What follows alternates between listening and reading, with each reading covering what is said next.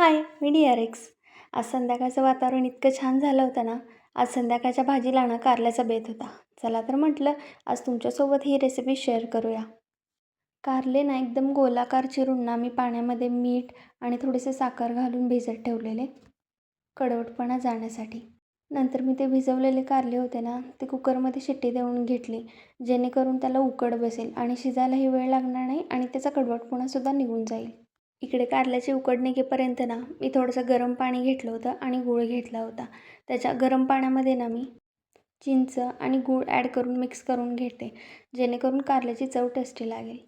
इथे मी तोपर्यंत मसाल्याची तयारी करायला घेतली. कढईमध्ये तेल टाकून ना कांदा फ्राय करण्यासाठी टाकला होता. कांदा एकदम लो फ्लेमवरती ब्राऊन कलर येईपर्यंत भाजला ना की भाजीला चव खूप छान येते. कांद्यामध्ये ना मी खोबरं, तीळ, जिऱ्याचं वाटणसुद्धा घातलं, जेणेकरून ना कारल्याच्या भाजीला एक मसालेदार टेस्ट येते. कांदा, खोबरं हा सगळा मसाला मी फ्राय करून घेतला पूर्ण असा सुक्का होईपर्यंत. त्याच्यानंतर मी त्याच्यामध्ये चटणी आणि थोडंसं मीठ ॲड केलं. तुम्ही चवीनुसार घालू शकता. आणि हा मसाला ना पूर्ण असा सुक्का होईपर्यंत भाजला, जेणेकरून भाजीलासुद्धा एक मस्त टेक्स्चर येईल. त्याच्यानंतर ते सुकलेलं जे मसाला भाजलेला होता त्याच्यामध्ये मी पाणी ॲड करून घेतलं आणि ही मसाल्याची ग्रेव्ही ना पूर्णपणे शिजत ठेवली. त्याच्यामध्ये कोथिंबीर ॲड करून पुन्हा एकदा फ्राय केलं. इतकं छान लागत होतं ना टेस्टला मसालासुद्धा. मगाशी जे आपलं चिंचगुळाचं पाणी होतं ना ते सुद्धा त्याच्यात ॲड केलं, कारण कारल्याला चव छान येते. हे उकड केलेलं कारलं ना सुट्टे करून घेतले. पाणी त्याच्यामध्ये ॲड करायचं नव्हतं.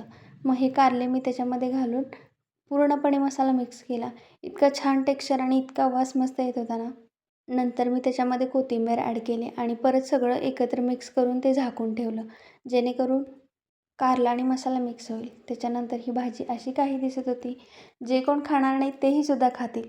रेसिपी आवडल्यास फॉलो करा, लाईक करा आणि अशी एकदा कारल्याची भाजी ट्रायसुद्धा करून पहा. जे कोणी कारल्याची भाजी खात नाहीत ना, ते सुद्धा कारल्याची भाजी आवडीने खातील.